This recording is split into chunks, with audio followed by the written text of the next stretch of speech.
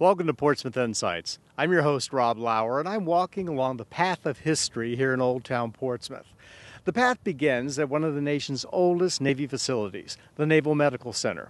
Then it continues through town, past naval and military displays such as this one, and then it ends at another of the nation's oldest Navy facilities, right over here. Behind this wall is the Norfolk Naval Shipyard. And on today's show, we're going to go inside and learn more about this, the largest employer in Portsmouth. Then we'll head over and visit the people at the Elizabeth River Project and learn about the work that they're doing trying to restore our local waterways. And finally, we'll visit another of Portsmouth's historic neighborhoods, one with ties to the shipyard, Craddock. All of that's coming up today on this episode of Portsmouth Insights.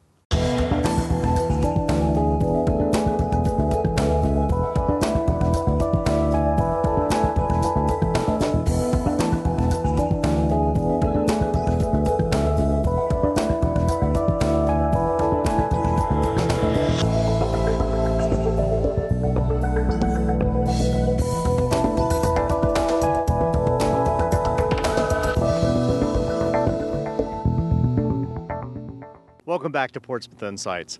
Since the 1700s, the Norfolk Naval Shipyard has played a central role in the economy of Portsmouth and the region. This past February, Captain Mark Bridenstine assumed duties as the 106th commander of the shipyard. Recently, he sat down with us to talk about the work and the mission of the shipyard, both now and in the future. I'm honored to be joined here by Captain Mark Bridenstine, the 106th commander of the Norfolk Naval Shipyard. Welcome to Portsmouth Insights, sir. You're welcome. Listen, I'm a longtime resident of Portsmouth in the area, and like many residents here, I tend to just sort of take the shipyard for granted. I take its history for granted. Sure. Could you tell us a little bit about the history? Sure, I'd be happy to. The Norfolk Naval Shipyard family dates back to November 1st of 1767.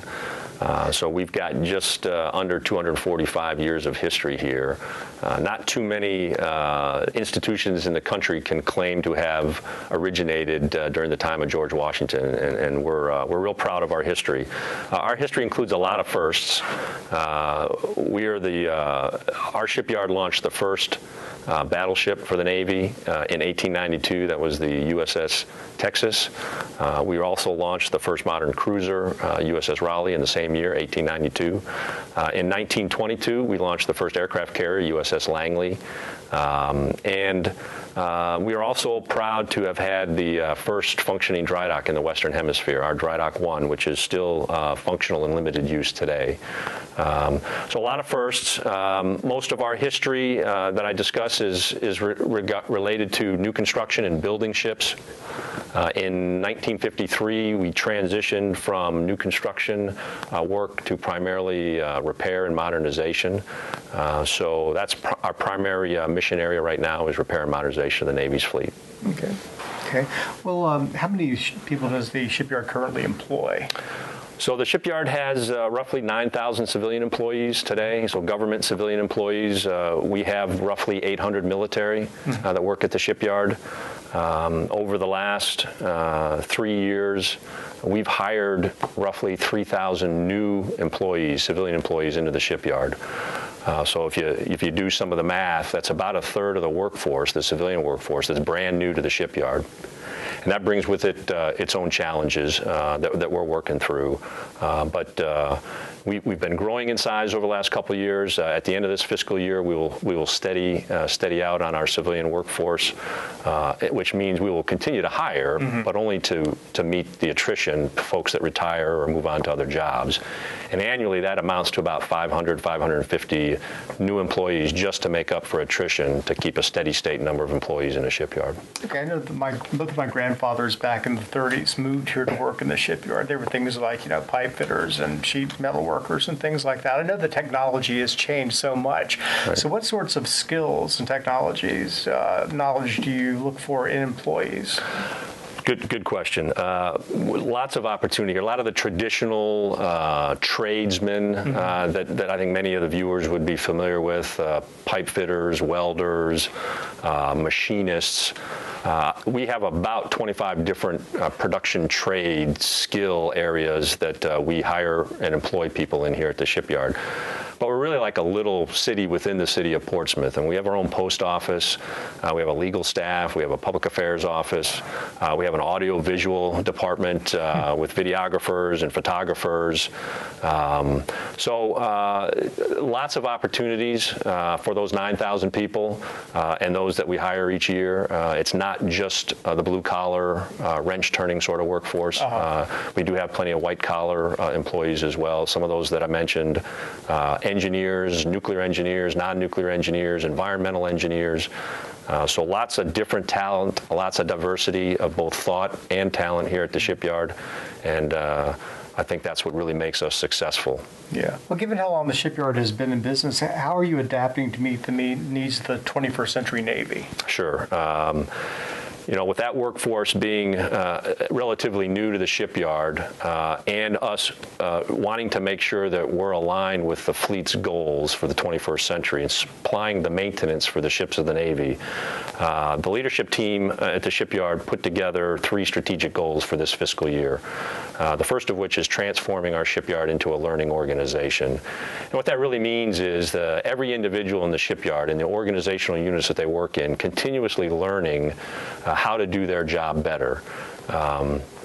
We are committed to putting our entire workforce through a 3-day training session to understand the 5 disciplines of a learning organization. To date, of the 9,800 folks in the shipyard, we've trained about 4,000 of those, so not quite halfway there. And we're committed to continuing to do that for the next couple years. Folks get the sort of classroom knowledge of what a learning organization is and the different disciplines, team learning, having a shared vision on where we're headed, having a systems thinking sort of perspective when we do make changes or have problems to solve, and not stovepipe the thought, but think of things in a systems perspective. So we're well on our way to becoming a learning organization. Second strategic goal for fiscal year 12 is to improve our knowledge, skills, and abilities. So it's pretty evident with a fairly new workforce that there is a learning curve that we have, and we want to accelerate that learning curve as quickly as we can in order to do the work that we have to do for the Navy. So we've put into place other traditional classroom opportunities for new employees. We've reinstituted a skills training program in our production shops for the blue-collar workers, build a lot of mock-ups where mechanics can train and hone their skills in the shop before they actually go down to the ships to do the work. So a lot of focus on improving the knowledge, skills, and abilities of the entire workforce, and it aligns very well with a learning organization. Continue to learn no matter how long you've been in the shipyard. Finally, the third strategic goal for the fiscal year is to make our facilities safe, clean, and functional. It's an old shipyard, a lot of old facilities, and so it was a very conscious decision to put safety first in that particular goal. We are committed to safety here at the shipyard. We ask our employees to ask 3 questions every day before they go to the work site. What can hurt me? What can I do about it? And if I can't do something about it, who can I call? So a lot of attention on safety here. Keeping a clean shipyard, I think, is aligned with the community. If we're clean here, it bodes well for the community, and we encourage all of our employees to not only clean in the back shops where they hang their hat, but in the work sites where they work on the ships here in the shipyard. So yeah, those are our 3 strategic goals. I will tell you that just this year, we received our 12th consecutive award from the Elizabeth River Project, and it recognized all our efforts to minimize environmental impact on the Elizabeth River system. So we're really proud of that and our relationship with the community, and yeah. Yeah. Well, I know anyone in the community, we really feel that pretty much the lifeblood of Portsmouth is the shipyard. How is the community viewed by the shipyard? Sure. Well, I think there's a really strong relationship, and part of my command philosophy when I came into command here at the shipyard was to grow outreach opportunities between the shipyard and the local community. I will tell you that with the size of our workforce, we are the #1 employer in the city of Portsmouth. Yeah. We're the 4th largest employer in the Hampton Roads area. but it's more than dollars and cents. We have an annual business of $1.8 billion, but there's more to the relationship with Portsmouth than the dollars and cents. Great outreach program. Our folks are involved with public schools, mentoring and tutoring programs, participate in a literacy program. We sponsor 3 different clubs for the cooperative Hampton Roads organizations for minorities in engineering called Chrome, and the focus there is to educate kids in the public school system on science, technology, engineering, and mathematics. So again, it's not a lot of dollars and cents in that, but it helps to build the next potential generation of employees here at the shipyard. Lastly, I would say that we just celebrated our 50th year as participating in the combined federal campaign. We raised over $676,000 here at the shipyard last year. And if you're familiar with combined federal campaign, a lot of that money gets fed back into the local communities. And we're real proud of that. We work real hard to raise money in that program. And again, we're 50 years under our belt and looking forward to 50 more. You talked about being proud. I know I think most residents of Portsmouth are very proud to have the shipyard here in their presence, yes, sir. To have it such a part of our lives. Thank you so much. Oh, you're very welcome. For joining us today. I appreciate you coming over. I'm glad to have had the opportunity. Thank you. All right, you're welcome. When we return to Portsmouth Insights, we're going to visit an organization that's trying to start what it calls a river revolution, the Elizabeth River Project. So stay tuned. What gets you moving? Because when you get moving an hour a day, you'll have more energy to dig into the things you like to do. Whether you like to set the ball up, or spike it, kick the soccer ball around, or ride your bike. Moving every day ups your game and builds your strength and confidence. So be a player. Move it your way and be a player. Get up and play an hour a day, Doc. Check out how to be a player at letsmove.gov. Head online to get tips on great ways to get moving every day. That's www.letsmove.gov. Welcome back to Portsmouth Insight. Reports of the pollution in the Elizabeth River have been in the media for decades. But instead of merely complaining or lamenting that fact, one organization has decided to take positive action. The Elizabeth River Project, which is headquartered here on Water Street in Old Town Portsmouth, works with individuals, educators, and local industry to restore the environmental health of the Elizabeth River, with the goal of making the river completely safe for activities such as swimming and the gathering of oysters by the year 2020. Well, I'm sitting here with Marjorie Mayfield Jackson, who's the Executive Director of the Elizabeth River Project. Welcome to Portsmouth Insights. Thank you for coming down to the learning barge. And this is a fantastic location. I mean, I wish you guys could see this. This is a schoolroom on a barge. Absolutely. It's the world's first floating wetland classroom. That's great. So tell us about what you have here. We'll show some shots while you talk. Okay. We have a 120-foot barge with a live wetland and an enclosed classroom, and it moves around the Elizabeth River, teaching children mostly what they can do to make the Elizabeth River safe for swimming and fishing by 2020. Wow, that's great. I mean, I can imagine when I was a kid having a place like this to go to for a field trip. What a joy. So now you're the Executive Director of the Elizabeth River Project. You've been with it from the very beginning. Yes, absolutely. So this started around, you were telling me a few minutes ago, around your kitchen table back in 91? You got it. And we just, at that time, people were talking about the Elizabeth River as being dead, and we just were a few citizens who didn't want to accept that, and we wanted to see if we organized something, if people would help and help bring back this river to life. Okay, and the goal is to make it clean for swimming and for gathering oysters by 2020. You got it. And starting at the Lafayette River, which is a branch mostly in Norfolk. Okay. So I'm curious as to why the Elizabeth River Project decided to choose Portsmouth as its headquarters. Has it always been here? No, we used to be in downtown Norfolk, but we weren't on the water. And we were kind of down a dark hall and in the interior. And we really wanted to be on the water, but we couldn't find anywhere nearly as nice on the water as our location here, which is right next to the ferry stop in downtown Portsmouth. We love downtown Portsmouth. We have these plate glass windows that look on the river, and visitors come from all over, and they come by ferry, and then we can go down the street and enjoy the great restaurants. The Children's Museum is there. It's just really a great, spunky, upbeat feel downtown Portsmouth. Proud to be here. Okay. So I've noticed in some of your material you talk about a river revolution, so I guess that's it. Now, you partner with businesses? we partner with businesses, citizens, and government. Okay. How many businesses do you partner with? We have 94 Riverstar businesses. Wow, that's great. Now tell us a little bit about Riverstar. How does that work? What is the methodology that you use? It's very positive, very voluntary.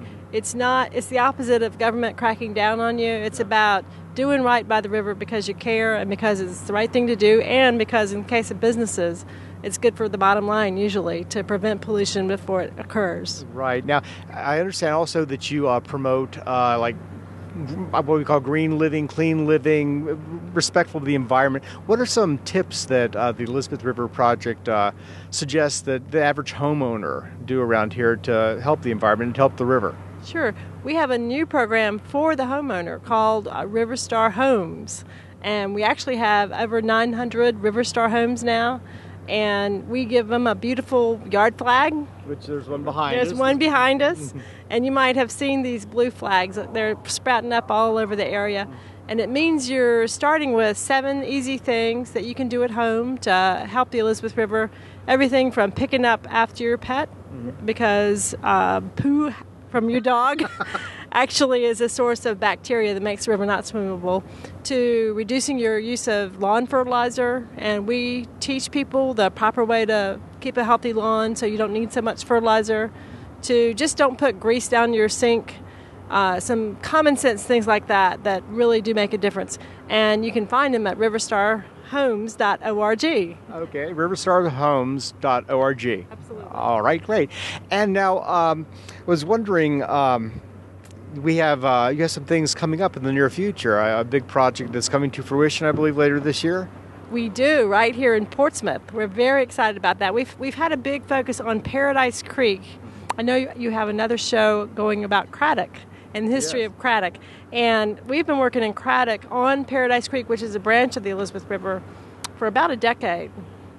And we wanted to have a place where not just Craddock and not just Portsmouth, but actually the region could come to enjoy this beautiful Elizabeth River firsthand, and also be a part of the restoration of the Elizabeth River at a site that really exemplifies restoration. So, Paradise Creek Nature Park is opening at the end of December 2012 in a partnership with the City of Portsmouth and the Virginia Port Authority and the Elizabeth River Project. Whole bunch of sponsors and partners. 40 acres. Nature Park is going to be Portsmouth's third largest park. You're obviously very passionate about what you do and the work at the Elizabeth River Project. Where does that passion come from? What drives you personally? It comes from a love of the river. I was living on Scotts Creek in Portsmouth, which is another beautiful stretch of the Elizabeth River, and I was actually a reporter at the Virginian Pilot.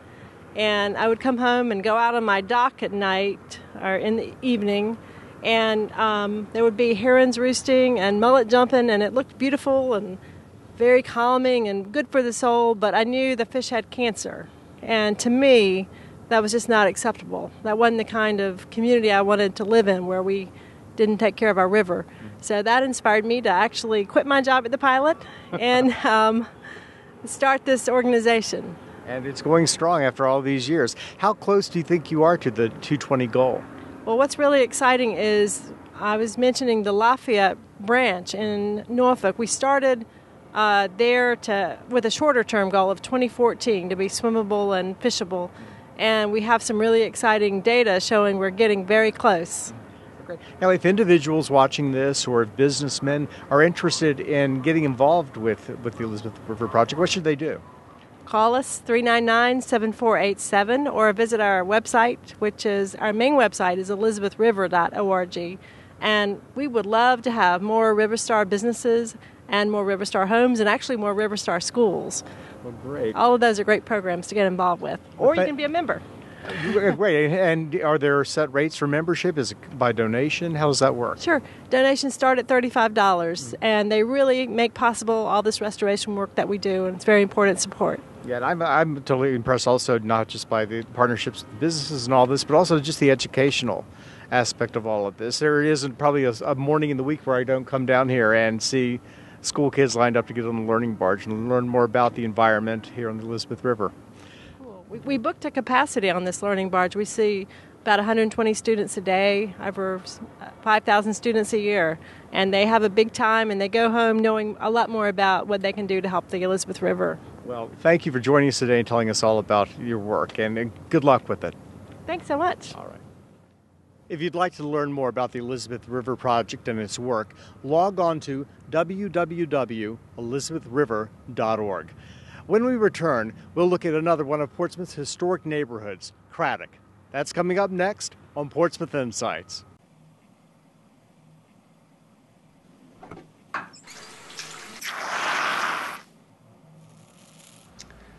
Have you ever considered, I don't know, getting it waxed? Waxed? Yeah. Bro, that's a little weird. I don't know. Doesn't seem that weird to me. Just keep shaving my back, okay? Oh, dude, can I get a bite? What? With my spoon? It's disgusting. Welcome back to Portsmouth Insights. If someone was to blindfold you, bring you here where I'm standing now, and remove the blindfold, when you looked around, you might think that you've been left in the middle of a town square of some old, quaint New England village. Looking around, I see the local library there, the firehouse, a couple of churches on the corners, and lots of stores, even an old movie theater. Pretty much everything you'd need for your day-to-day life is within walking distance. And there's a reason for that. The government planned it that way. You see, this isn't some quaint New England village.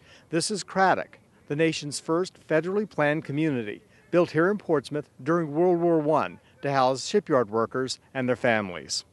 Craddock is very unique in not only the Portsmouth, Virginia area, it's unique to the whole United States. From our studies, Craddock was developed as a planned community. It was the first planned residential/commercial area in the whole country. The history of the U.S., obviously most people are aware, the downtowns were where everything started. But Craddock was developed, and particularly the Afton Square area, as an adjunct to the shipyard, the Gosport Shipyard, which is the Norfolk Naval Shipyard in Portsmouth, which is very close. And during World War I, the government decided they needed to have a place for shipyard workers to live close by. And so the thrust was to develop this little community, mainly for people who worked at the shipyard. Because it was like a small town. They had everything out there, a theater, 2 schools. A bank, supermarket, hardware store. 4 churches, 3 doctors. Beauty salon, restaurants. A barber shop, several beauty shops, a library, a fire station, grocery stores. Everything you see in a downtown area. All of these things were on Afton Square. It's just a perfect community. We went to the church in Craddock. They had a Catholic church, a Methodist, Presbyterian, and Baptist. And I was very active in the Craddock Baptist Church. I'm an Episcopalian.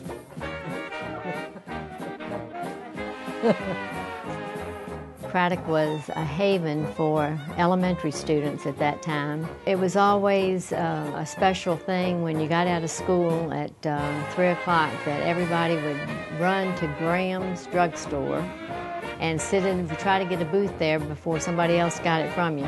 And we'd sit there, and the big treat of the day was a Coca-Cola and a pack of nabs. So we thoroughly enjoyed that. And then Red's hot dog place, they always had jukebox, and he had hot dogs that were the most delicious hot dogs you could find. And all the kids congregated there, even elementary and high school. And then at 6 o'clock when the church bells rang, then everybody ran home because they knew that was time for supper. And if we got to go back out again when the 9 o'clock gun went off at the Navy Yard, then we knew we had to be back home. It was a very friendly place and a very safe place. And I don't know anybody that ever lived there that didn't like it. Well, on Halloween, which was really a special occasion for all the kids in Craddock, and even the adults, all of the businesses let the children draw pictures of Halloween scenes, and they would put them in their windows. And they would have a contest, and they go around and they have judges trying to pick out the best picture. And then we all dressed up in costumes, and they blocked the streets off so the cars couldn't come around in Afton Square. And we'd all be out in the middle of the square with their costumes. They had food and drinks, and it was just a real festive occasion. They used to have concerts in the gazebo. A lot of the band, the high school band and the elementary bands would perform at the gazebo. It was like a little town complete in itself. I can't think of anything that I didn't like about it. Okay. Yeah, I went to the movies just about every Saturday morning. We would walk to the theater every Saturday morning when they had the series. It was cowboy stuff mainly, or jungle stuff. And they would continue from week to week. Of course, they have a cliffhanger. They leave you hanging every Saturday so that you have to come back next Saturday to find out what happened, whether the guy really fell off the cliff or not. Then on, I think it was Thursday night, if you went to the theater, they gave away dishes. I think I got just about a whole set of that. And so everybody was there Saturday and on Thursday nights. The theater right now is in a very sad state of repairs. There's no roof. There's no interior other than the walls and the floor.